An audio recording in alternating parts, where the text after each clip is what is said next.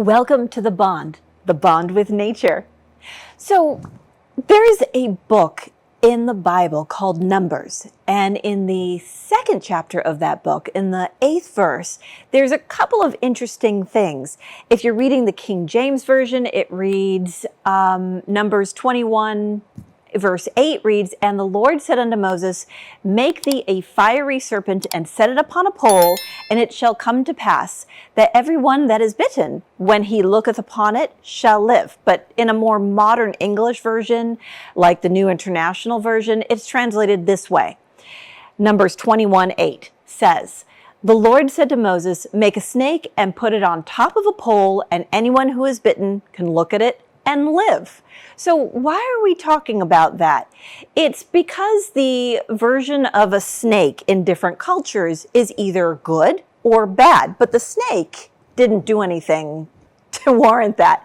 Some say that there may have been inspiration for the caduceus, which in Greek is a mythology of a god named Hermes or Hermes. He is the messenger to the Greek gods. Now he had a staff, and the staff of Hermes had two snakes intertwined around it. And that staff represented opposing forces coming together in order to balance. That was placed on coins.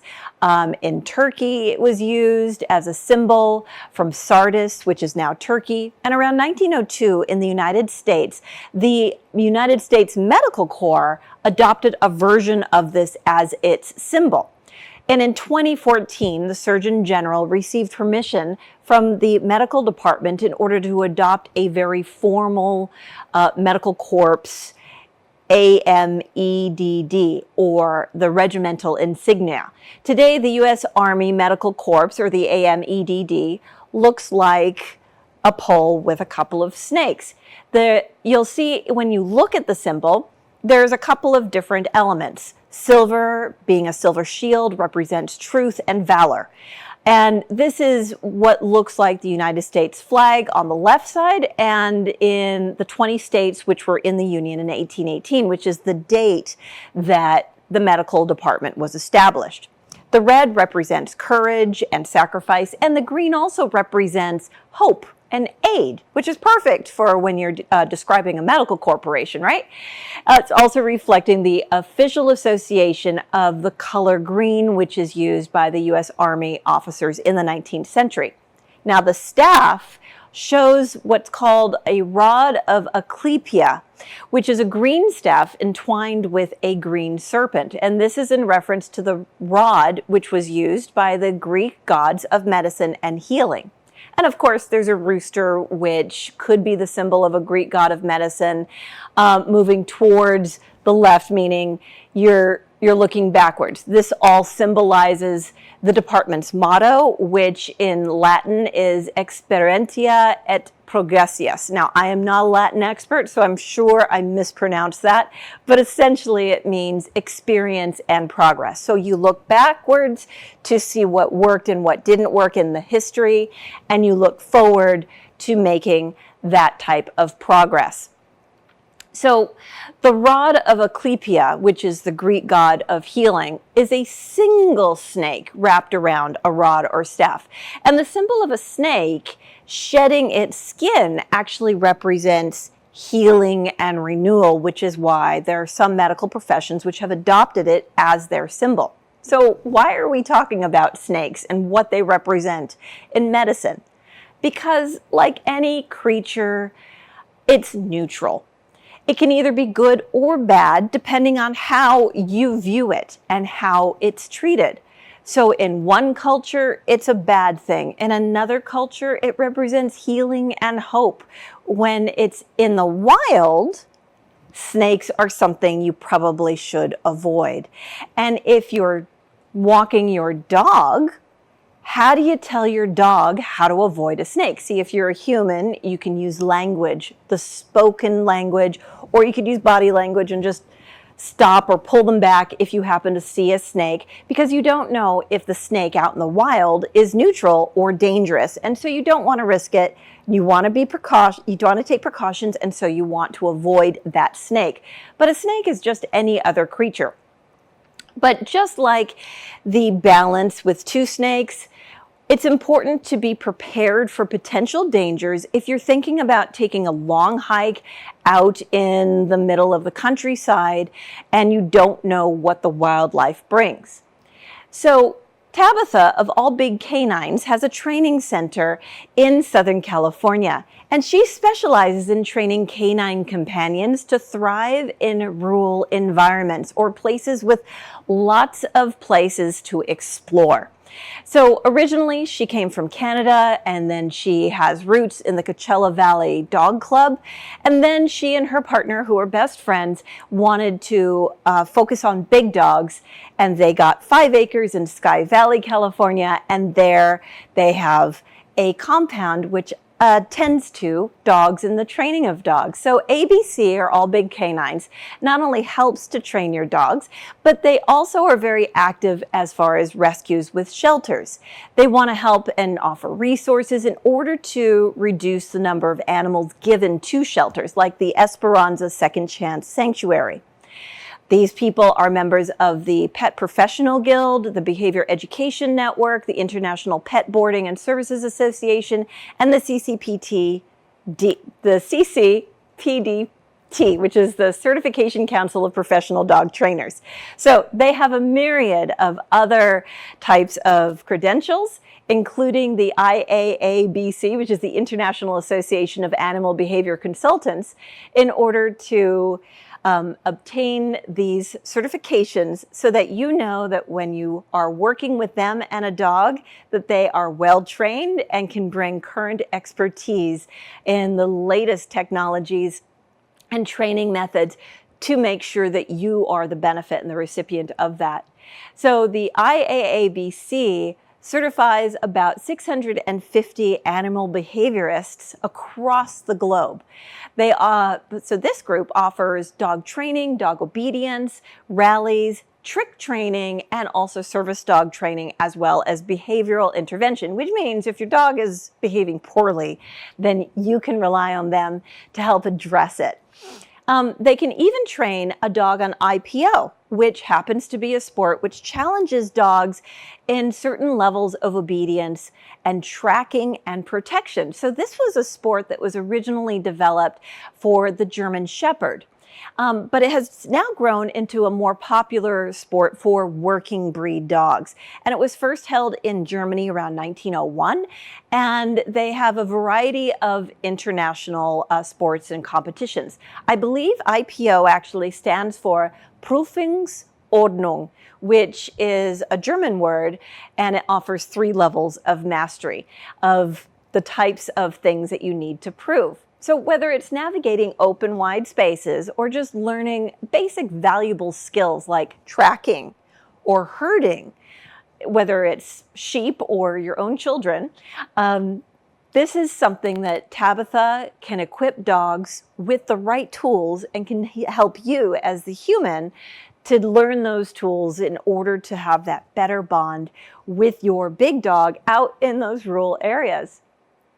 But All Big Canines of Sky Valley is not just about dogs. She also trains pigs.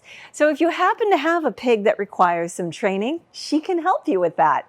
Pigs are becoming much more popular as a pet option, but owners very often lack the knowledge of how to interact with a pig as an animal behaviorist. Tabitha can help you out with that. You see, pigs are intelligent and they're social, just like we are. But their natural behaviors can tend to be destructive if you want an indoor pig. So they might do things like rooting or show some element of aggression. So training really needs to be addressed to understand the temperament of your pig. Pigs need enrichment, they need space, they need to be challenged, and they also need access to things like mud and water in order to keep their skin cool. So training differs with a pig than it does with a dog. But if you have a training business, you might even think about adding pigs to your training business.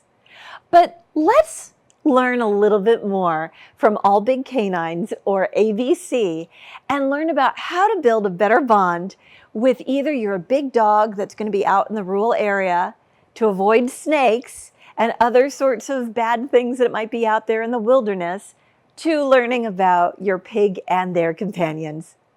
We'll be right back after these messages to have a nice chat with Tabitha.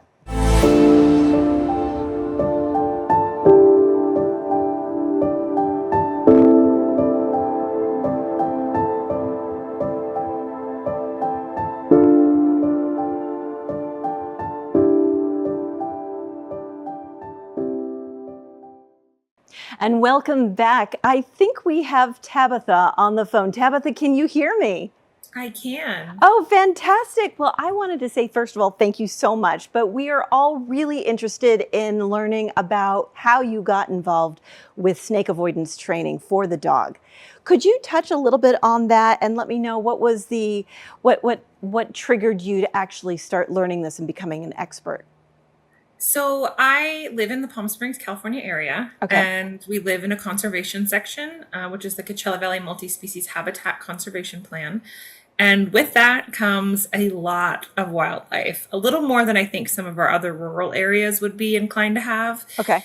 And with that, we have a lot of people that hike. They hike with their dogs, they hike with their kids. Mm-hmm. And all of the rattlesnake avoidance type training that we had going on out here was actually rattlesnake aversion training, which is using the infliction of pain, fear, and intimidation on a dog to get them to stop going near a snake. And as someone who doesn't like to utilize those tools and knows what the risks of fallout are, my main thing was to find a solution. And this is not stuff that I've created. I just went to the gurus of it and learned how to implement it in my community, to create a way to teach the dog that is not only using learned disobedience, but also using scent. So we're teaching them the smell of snakes and what to do when they smell them, because they're going to smell them before they ever see them. So we want our friends to be safe when we're hiking with them.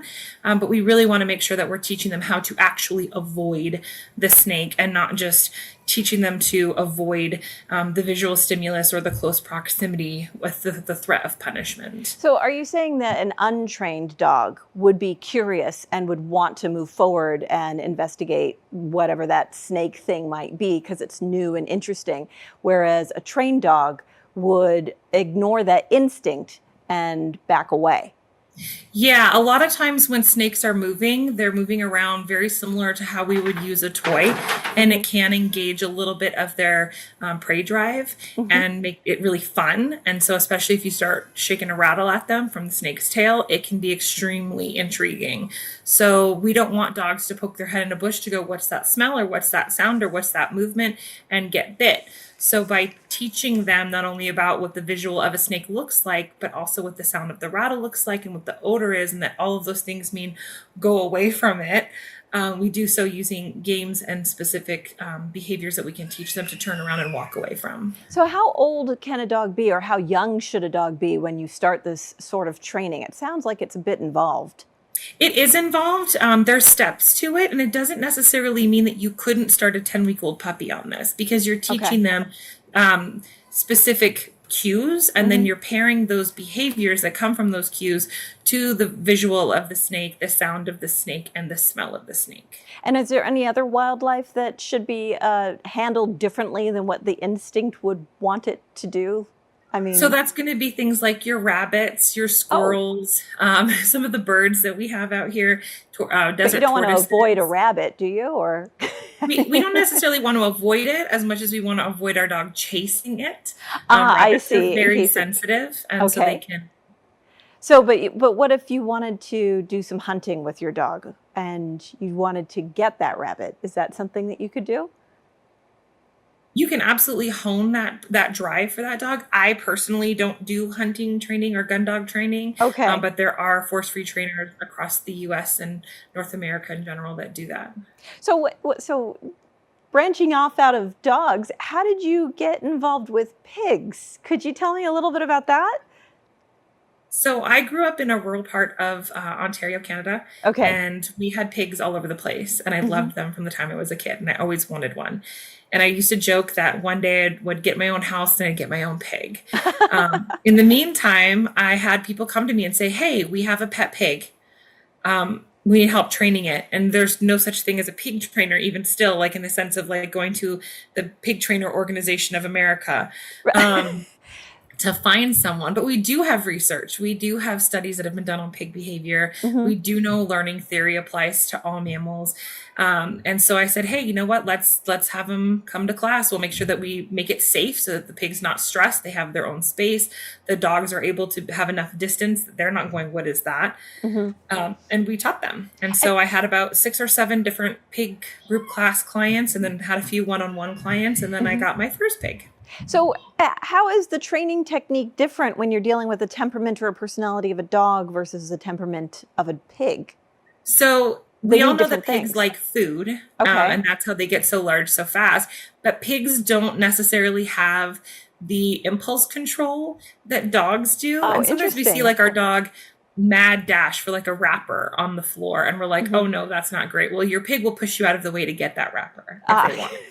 So your delivery for your food needs to be fast. Your timing for your marking needs to be on point. So I usually have my pig clients practice their Hmm. timing before we actually start using a clicker or a verbal marker with the pig directly, so that we can actually get the skills we want.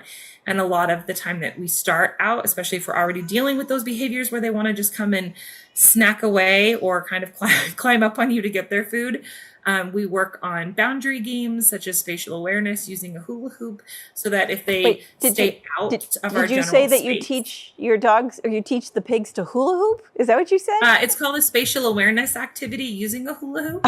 So Okay, we just teach them if they stay on the outside of the hula hoop, they get paid. And by doing that, they start to learn that there is a bubble around you and they can't just invade your space without you asking them to. interesting. Okay, so you teach them a little bit of what's appropriate social Yes, distancing. That exactly. is great. So how intelligent is a pig? How do you gauge that? I think if a lot of pigs and people got to spend time together, there would be a lot less bacon consumed. Um, Okay. because they are extremely intelligent and they're very sensitive. They're very emotional. They have Hmm. attachments that they make that are very different than how you have a relationship with your dog. Okay. They have Um, loyalty. I mean, are they they do. They bond with you. You become part of their group. They can still have their difficult moments where they're screaming because they want something and they're going to try to get it from you. can you put a Um, leash on them and take them for a walk? Yep, you can teach them how to be harness trained and how to walk on a Okay. leash and load up in and out of a vehicle and go to the vet's office for cooperative care, go hang out at the coffee shop. So what is the ideal person? What is the ideal characteristic in a human to become a potential pig owner? I think that is really varied. I think Okay. so many people would be really awesome pig parents. Hmm. It's about making sure that you have space for the pig and that you have the time for the pig and that you have the patience and the ability to put management strategies in place so Hmm. that you don't develop unwanted behaviors with your pig. So, Tabitha, you mentioned that you grew up in Canada, and I would love to hear your perspective on the cultural differences that you've noticed between Southern California and Canada as far as pets go. Could you share some insights? So I grew up in a little bit more of a rural area in Hmm. Ontario. Okay. And so there was a lot of times where you would see people driving down the street with their dog in their truck going hunting, going fishing, going to do lake sports. Even in the winter, just walking through the forest, there's a lot more open spaces, parks that people would bring their pets to and their kids. Hmm. And I feel like to a point we see that out here, but we also see a lot of restriction. The walks are done as walks for the human, or the walks are very rigid. We Okay. don't see the dogs being able to be dogs Hmm. naturally and as often as I would if I went back home to visit. You really get to see the dogs get to engage in their instinctive behavior, their natural behaviors, and have outlets.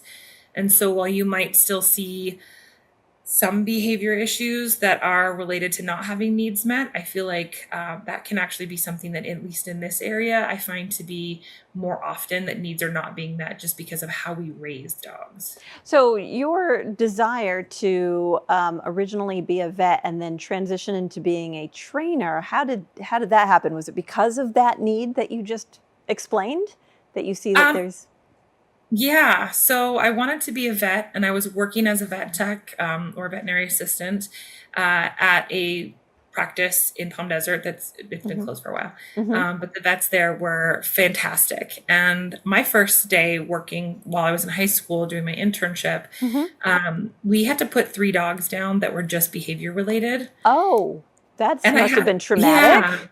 it was. And I had a Oh. moment where I said, after we had several different behavioral euthanasias, which I didn't know that was the term for it at the time, where I said, we have mental health for people. Mm-hmm.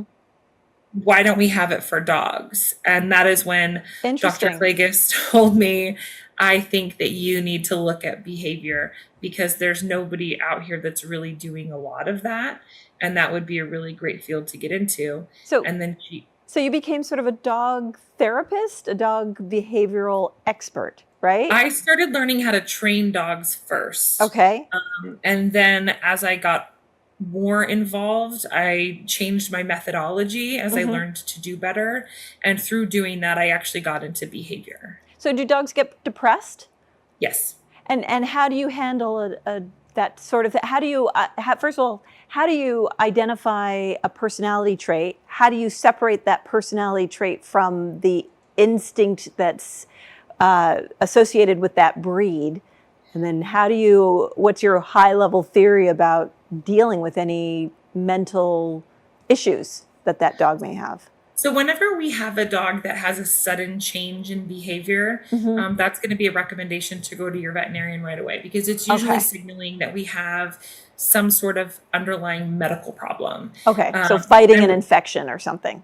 yeah, Okay. and we look at things too, like thyroid disorders, seizure disorders. Mm-hmm. Sometimes dogs are having absence seizures, and owners aren't aware of it. Oh. They don't recognize that those are happening. Mm-hmm. Sometimes we have dogs that have kidney and liver issues or have pain. There's a lot of time that people go, "My dog's not showing any signs of pain." Yet your dog is starting to growl and snap at people more, or they're more withdrawn, or they're not Ah. wanting to go on their walks. And sometimes people observe that as being stubborn or obstinate. And Mm-hmm. when they go in and they get a full physical exam, it's like, hey, we're having some sensitivities in this leg. Let's take an x-ray. And you find out you have some hip dysplasia or you Ah. have some arthritis. Yeah. And once that gets treated, we notice a decrease in those other behaviors that are concerning. And it's because the dog had pain, but Mm-hmm. instead of displaying it by limping or Right. screaming in pain, they're displaying it behaviorally. I see. I see. So I mean, that's really sort of an interesting thing because I think as people have mental situations that they need to deal with and may not have the tools, and they have to go to a human therapist to learn those tools, you do that exact same thing for dogs. You give those dogs tools and you give their owners those tools on how to identify those things so they're not misdiagnosing things. Do I Right. have that? Okay. And it's not our job necessarily to diagnose. It's our job to refer to veterinarians who can. But Mm-hmm. it's our job to say, hey, we're seeing these behaviors. And what we want to do is teach them alternative skills, coping skills. Right. Now, but if you don't We mind me, can teach skills and then pair with the triggers they have. right. So what do you think is one of the biggest misconceptions that people have about a dog who's misbehaving? What are your thoughts on that? That their dogs are stubborn. Okay. So they're I just think the lumping biggest it. misconception that people have is that their dogs are stubborn. So they just are lumping it in that their dogs are stubborn, they're not trainable, and they're not understanding that there might be an underlying issue that's causing Yes. the acting out and stuff. Or even a lack of motivation. Mm-hmm. Our dogs are individuals, and so they are sentient beings, and they do have preferences. Mm-hmm. And sometimes what we're offering is not motivating enough for the dog to ignore what it wants to do or what its instinctive need is to engage in. And so my job is to go in and help people see that Mm-hmm. and then understand their dog's individual preferences, Mm-hmm. Or pigs. whether that's through food or toys or access to spaces or activities, Mm-hmm. and then use that to their advantage to build a different set of behavior. So as a mother of children, how have you taught your children to behave around your dogs and pigs and other creatures that you might be having roaming around? Management is the biggest thing. Okay, so you have to be organized. Is that what you're telling me? It's more prevention. So if we're leaving the room, the dog is coming out of the room, or the pig is coming out of the room, or the kids are coming out of the room, or they're going into their separate spaces.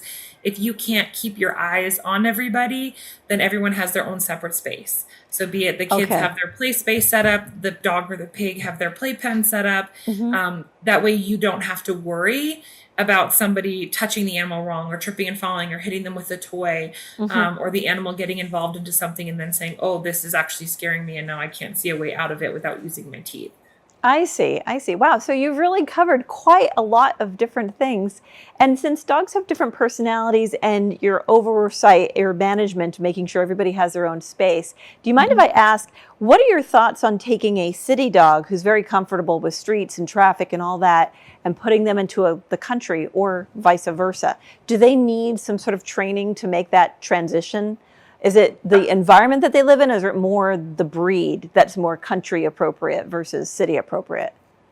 And I think that's one of those things where we have breeds that are primarily considered country dogs Hmm. that do amazing in urban environments if their needs are met and they're taught how to do different behaviors. So Hmm. if you take an Australian Shepherd and you don't ever teach it anything and you put it into, downtown LA and you're trying to Right. walk it out of, your condo or your apartment down the street, there's a good Yeah. chance it's going to chase bicycles, skateboards, roller skates, small children, Because of that vehicles. herding instinct that it has? Yes. Got it. Yep. Okay. And so when we take a dog, whether it's in an urban environment or it's a rural environment, we want to make sure that we're preparing them for things that we're going to allow them to do ahead of time. Hmm. There's a lot of people who make that move from urban to rural and they realize like, hey, my dog never had these issues before. Now they want to go chase the neighbor's goats or they want to go run the fence line with the neighbor's horses and they're harassing them. Okay. Um, So what there's you're a lot saying, of so what you're saying is that whether it's a dog going from city to country or country to city, they need a little bit of socialization and training to help them make that transition successful. exactly. So could you tell me a little bit more about what All Big Canines offers as far as services and how do you handle people locally versus far? And tell us how we can get in touch with you. So we are a partnership. Myself and my business partner, we have a 5-acre training space here Hmm. in Sky Valley, which is about 18 minutes from Palm Springs. Okay. We have field spaces. So when we started this, it was more because we have big dogs, and there was nothing in our area for big dogs. The other Okay. thing we don't have a lot of is access to dog sport spaces. So you have Uh-huh. to drive an hour to an hour and a half in order to get to do barn hunt practice or go do it. There's one other agility field out here. It's run by a rescue. And it's not necessarily the same accessibility for all people. But what you offer is agility Yes. training. You offer sports Yep. with We hunting, have like we fox. have we have agility classes. We Hmm. have rally obedience classes. We have trick training classes. We have one-on-one puppy classes, basic manners classes. We have a very early in the morning coffee and canines class. So for Hmm. those people who want to go and enjoy the patios of restaurants with their dog, Hmm. we prep them. So they are taught how to go to their mat on cue, how to have a mat next to the table, and how to handle their owner and people next to them, Hmm. eating and drinking and being with other pets and other people before we take them out to an actual restaurant, because not having that type of practice can be very embarrassing. I can understand. I can understand. So how do people get in touch with you? So they can go to our website, which is All Big Canines spelled out, Okay. Right. CANINES It'll be at the .com. bottom of the screen. Hmm. And they can also call us or text us at 760-278-4248. Okay, well, thank you so much. I really Yeah. appreciate you dialing in and having a chat with us and giving us some of that fabulous advice. And to all of our viewers, stay with us. We will be right back after this break.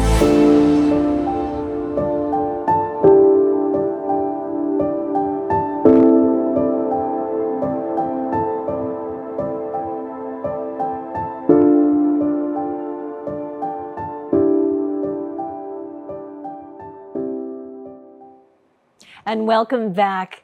Wasn't that a great conversation? So there's so much to consider when it comes to training a dog for your everyday countryside needs. Tabitha's insights, I think, were really valuable, and we all learned something. It's inspiring to me to see the dedication and understanding of unique training needs of all sorts of different types of dogs. So there's a naturalist named John Muir, and around 1913, he said, "Between every two pines is a doorway to a new world." So where will your doorway lead you? Are you about to start a new chapter in your life or take a step to train a pet? See where that path leads you. But one thing I urge you to do is take that first step, and I'll bet you the first step will be outside. So Tabitha's work reminds us of these doorways, that they exist because of the landscapes that we explore, the appreciation that we share for the nature around us. There's also relationships that we need to build. So these are building relationships either with our animal companions, but also with the humans that are around us.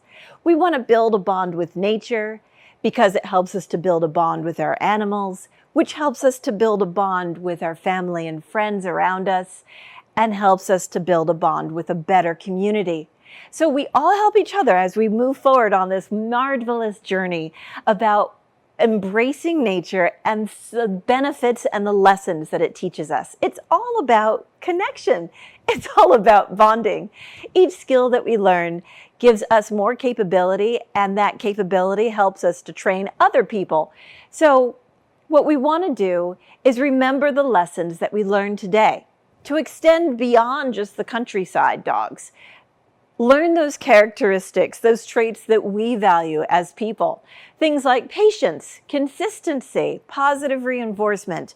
It applies to dog training, sure, but ultimately we can use those in our lives as well. We can strengthen the bond that we have with all of the people that we love and cherish. We want to leave traits that teach us to be patient with ourselves as well. Sometimes we're just a little too hard on ourselves, and we have to realize things happen. Let's just put a smile on our face and go with it. So if you live in the heart of a bustling city, or you're just out in the middle of the countryside, sprawling greenery for miles, then remember, the connection with nature and our animals and human companions is what makes us joyful and appreciate what a family really is. It's the people and the animals that we love in our friendship circles. And this is really what really enriches our lives. So I appreciate the time that you spent with me today.